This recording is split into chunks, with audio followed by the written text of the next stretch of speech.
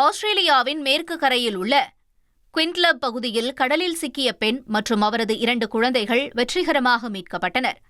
ஜியோகிராஃப் வளைகுடா பகுதியில் அந்த குடும்பம் படகு சவாரி செய்து கொண்டிருந்தபோது கடல் சீற்றம் காரணமாக அவர்கள் கடலுக்குள் அடித்து செல்லப்பட்டனர்.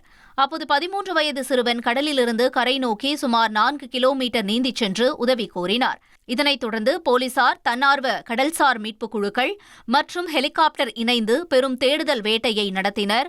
அதன்பின் கடலில் உயிருக்கு போராடிக் கொண்டிருந்த 47 வயது பெண், 12 வயது சிறுவன் மற்றும் 8 வயது சிறுமி ஆகிய மூவரும் கண்டுபிடிக்கப்பட்டு பாதுகாப்பாக கரைக்கு கொண்டுவரப்பட்டனர். மூவரும் மருத்துவ பரிசோதனைக்காக மருத்துவமனைக்கு அழைத்து செல்லப்பட்டனர்.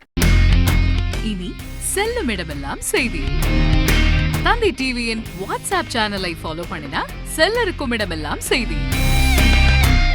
இதோ QR கோட், இப்பவே ஸ்கேன் பண்ணுங்க, ஃபாலோ பண்ணுங்க.